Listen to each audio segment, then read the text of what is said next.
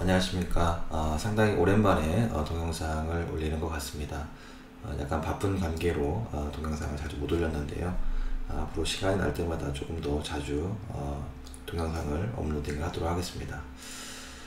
제가 MRI 첫 시간에 파티클에 대해서 말씀을 드렸었죠. 그래서 파티클 중에서도 MRI에서 우리는 프로톤에 대해서, 프로톤을 가지고 이제 MRI 현상을 규명을 하기 때문에 프로톤에 대해서 말씀을 드렸었습니다.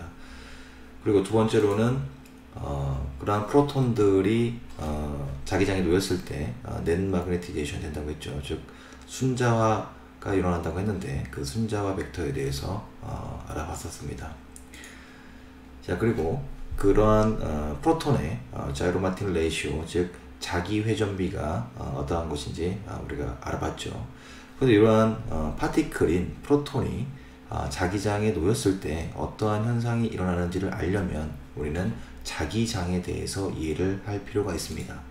따라서 이번 시간에는 마그네틱 필드, 즉 자기장이 어떻게 생성이 되고 그리고 자기장이 뭔지를 우리가 알아보는 시간을 갖도록 하겠습니다. 그래서 그런 자기장에 대해서 정확한 이해를 해야지만이 앞서 말씀드린 그러한 파티클들이, 입자들이, 우리 인체를 구성하는 입자들이 자기장에 놓였을 때 어떠한 현상이 일어나는지를 정확히 이해를 할 수가 있습니다.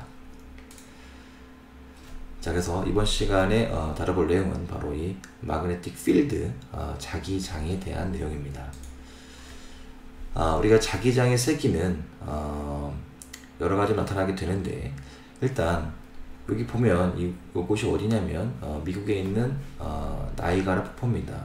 전 세계적으로 상당히 유명한 그런 곳이죠. 높이가 50m가 넘고 폭이 600~700m가 되는 아주 큰 그런 폭포입니다. 많은 분들이 여행지로 손꼽는 곳이기도 하죠. 이 뒤쪽에 보면 뭐가 있냐면 바로 이 니콜라 테슬라라는 분의 동상이 이 나이가라 폭포 뒤쪽에 있습니다. 바로 이분이죠. 이분은 20세기의 최고의 물리학자로 꼽히고 있는 그런 분입니다.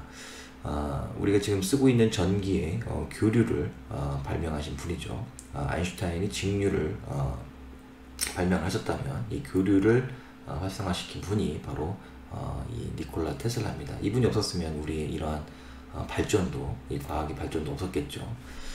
어쨌든 이 니콜라 테슬라라는 분의 업적을 기리기 위해서 우리 MRI의 자기장의 단위는 바로 테슬라라는 단위를 쓰게 됩니다.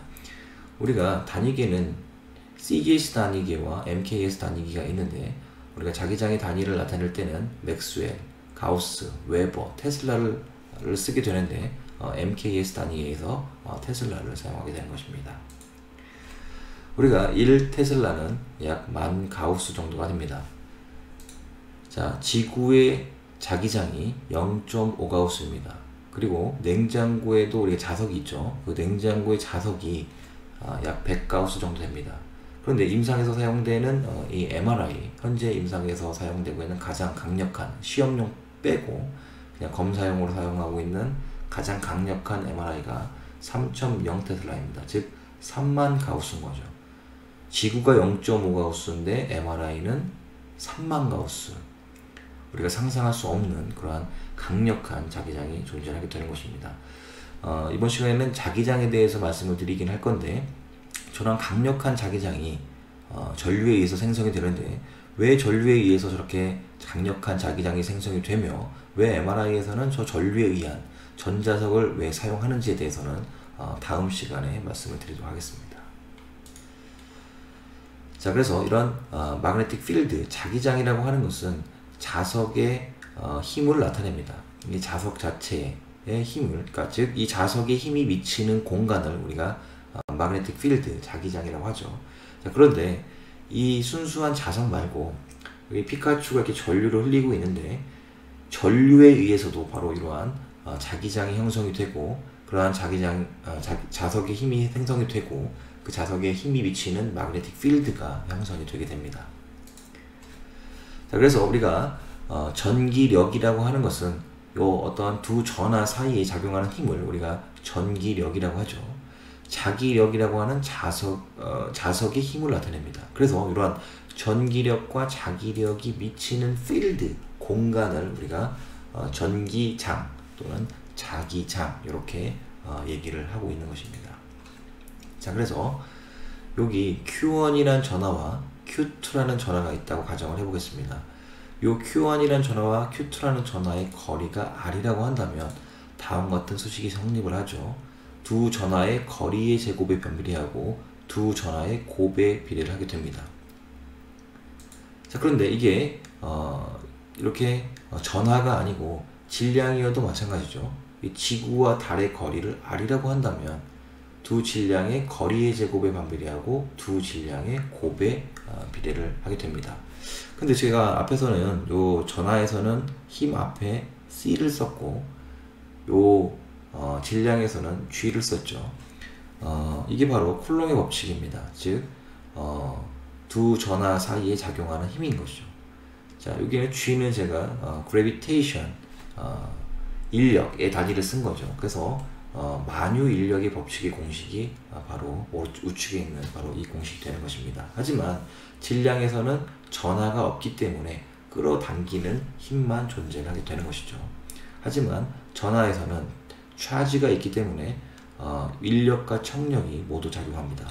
끌어당기거나 밀어내거나 하는 힘들이 모두 존재하게 되는 것이죠. 자, 그래서 magnetic force, 자기력이라고 하는 것은 자극 사이에 작용하는 힘입니다. 우리가 자극이라고 하는 것은 N극과 S극이 있죠. 그래서 그 N극과 S극 사이에 작용하는 힘을 우리가 magnetic force라고 얘기를 합니다. 자기력이라고 얘기하는 것이죠. 그래서 그러한 자기력이 미치는 공간이 자기장이라고 얘기를 하는 것이죠. 그때 그 자기력의 자기가 바로 앞서 말씀드린 대로 자석이나 전류에 의한 힘을 우리가 자기라고 얘기를 하게 되는 것입니다. 자, 그래서 앞서 말씀드린 그러한 전기장은 이렇게 360도 전 방향에 걸쳐서 생성이 됩니다. 하지만 자석은 다릅니다. 자석은 N극과 S극이 존재하게 되는 것이죠. N극과 S극을 반으로 자르면 이 N극과 S극은 분리가 되지 않습니다. 다시 그 안에서 다시 N극과 S극으로 분리게 됩니다. 따라서 자석은 자기 홀극을 가지지 않는다 이렇게 얘기를 하고 있는 것이죠. 물론 이론적으로는 자기 홀극이 존재를 해야지만이 됩니다. 잘랐을 때 N극과 S극이 이론적으로는 분리가 돼야 되는데 이 지구상에서는 아직까지 발견되지가 않았죠. 자기 홀극을 발견하는 순간 바로 노벨 물리학상입니다. 그래서 수많은 과학자들이 북극에서 우주로부터 날라오는 물질들을 대상으로 이 자기 홀극을 찾으려고 노력을 하고 있는 것이죠. 그래서 아직까지는 이론적으로는 존재할 수 있으나 아직까지 지구상에서 자기 홀극이 발견되지 않았기 때문에 자기 홀극은 존재하지 않는다 이렇게 얘기를 하고 있는 것이죠. 자, 그래서 자기장은 한 곳에서 힘이 나가서 한 곳으로 들어가게 되는데 나가는 곳이 N극이고 들어가는 곳이 S극입니다. 그래서 나가는 것과 들어가는 것을 합치게 되면 그 힘이 바로 0이 되게 되는 것입니다. 자, 그런데 앞서서 말씀드린 이러한 이 자석은 힘을 갖고 있는데 그 힘을 우리가 눈으로 볼 수가 없죠. 그래서 우리가 이렇게 선을 그려서 표현합니다. 이것을 자기력선이라고 얘기를 합니다. 즉 자석의 힘을 눈으로 볼 수 없으니까 인간이 눈으로 볼 수 있도록 가시화해 놓은 그림을 우리가 자기력선이다 이렇게 얘기를 합니다. 이걸 뭐 무턱대고 그린 건 아니고요. 나침판의 N극이 가리키는 방향을 연결해서 만들어내는 선이라고 생각을 하시면 됩니다. 우리가 자석에 자철가루를 뿌리게 되면 이런 모양을 띠게 되죠. 그래서 우리가 이렇게 자기력선을 그릴 수가 있게 되는 것입니다. 자, 그런데 요 한 가닥 한 가닥을 자기력선이라고 하는데 이 한 가닥을 묶어서 묶음으로 나타내면 그것을 우리가 뭐라고 얘기를 하냐면 바로 자속이다 이렇게 얘기를 합니다. 좀 더 바꿔서 얘기하면 자속은 자기력선의 총수라고 나타낼 수가 있는 것이죠. 웨버라는 사람이 발견했기 때문에 앞글자를 따서 웨버라는 사람의 이름을 기리기 위해서 단위를 웨버를 사용하고 기호는 파이를 사용하게 됩니다. 다시 한번 말씀드리면 요 한 가닥 한 가닥은 자기력선인데 그 자기력선을 묶어서 총수로 나타내면 그게 바로 자속이다, 이렇게 말씀을 드릴 수가 있겠습니다. 자, 그런데 자기역선 근처에 제가 임의의 단면적을 설정을 해보도록 하겠습니다. 여기 S1, S2, S3 이렇게 단면적을 설정했죠. 자, S1과 S3를 보면 S1에서는 자기력선이 몇 개나 갑니까? 하나, 둘, 셋, 넷, 5개가 나가죠. S3에서는 자기력선이 한 개만 지나갑니다. 자, 무슨 말이냐면 우리가 밀도라고 하는 것은 부피분의 질량이죠. 어떤 면적 안에 어떤 물질이 촘촘하게 있느냐 하는 것이 바로 밀도입니다. 그런데 같은 면적 안에서 자기력선이 어디가 많이 지나갔습니까? 바로 S1이 5개로 많이 지나갔죠. S3는 적게 지나간 거죠. 즉 자속, 자기력선의 총수가 자속이니까 요 S1의 자속의 밀도가 높게 되는 것입니다.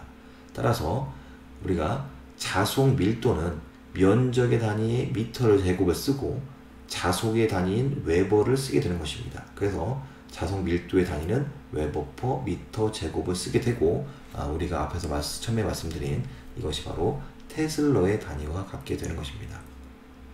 그래서 이 자속 밀도가 곧 자기장의 세기를 나타내게 됩니다. 즉 같은 면적 안에서 자속이 많이 위치를 하게 되면 자기장의 세기가 센 거고 자속이 적으면 자기장의 세기가 적은 거죠. 그래서 자속 밀도는 자기장의 세기를 결정하게 됩니다. 따라서 자기장의 세기는 면적의 반비례를 하게 됩니다. 같은 면적 안에서 자속이 많이 지나갈수록 자기장이 센 거니까, 즉 자속에는 비례를 하지만 같은 자속 입장에서 보면 면적이 작을수록 자기장의 세기가 세게 되겠죠. 따라서 자기장의 세기는 면적에 반비례하고 자속에 비례를 하게 됩니다. 다시 한번 정리를 하자면 자석의 힘을 나타내는 것이 바로 자기력선이죠. 즉 인간이 눈으로 보고자 가시화해 놓은 그림입니다. 자, 그 한 가닥 한 가닥은 자기력선이라고 하는데 그 자기력선을 묶어서 한 묶음을 나타내면 그게 바로 자속이고 단위는 웨버를 쓰게 됩니다. 그래서 같은 면적 안에서 얼마만큼 자속이 많이 지나갔는가 하는 것을 우리가 자속 밀도라고 하고, 자속 밀도의 단위는 면적의 단위와 자속의 단위를 써서 웨버 퍼 미터 제곱으로 표현을 하고, 이것이 테슬러의 단위와 같다. 그리고 즉 자속 밀도의 단위가 자기장의 세기를 나타내며, 따라서 자기장의 세기 P는 면적에 반비례하고 자속에 비례를 하게 된다. 이렇게 말씀을 드릴 수가 있겠습니다. 자, 그래서 요 자기장의 세기와 면적과 자속의 관계를 보면 이렇게 바꿀 수도 있겠죠. 자속은 자기장에다가 면적을 곱한 값과 같다. 이렇게 말씀을 드릴 수가 있겠습니다. 자, 이거 갖다가 뭘 설명할 수 있냐면, 우리가 아직 배우진 않았지만 우리가 뒤에서 이제 E1 릴렉세이션에 대해서 배울 겁니다. T1 릴렉세이션, T2 릴렉세이션, 이런 E1에 대해서 배울 건데, T1 릴렉세이션에서는 E1 시간이 짧은 물질이 하이 시그널 인텐시티, 즉 밝게 보이게 됩니다. 그러면 왜 릴렉세이션 타임이 짧으면 밝게 보이는가가 바로 여기서 나타내는 바로 요 수식으로 우리가 설명할 수 있겠습니다. 자, 이번 시간에는 간단히 자기장에 대해서 알아봤는데요. 다음 시간에는 그런 자기장을 형성하는 게 MRI에서는 전기를 이용한 자석을 사용한다고 했죠. 그러면 왜 MRI에서는 전자석인 솔레노이드를 사용하는가에 대해서 말씀을 드리고자 합니다. 끝까지 경청해 주셔서 대단히 감사합니다. 혹시나 도움이 되셨다면 구독 버튼을 눌러주시면 저한테는 큰 힘이 될 것 같습니다. 감사합니다.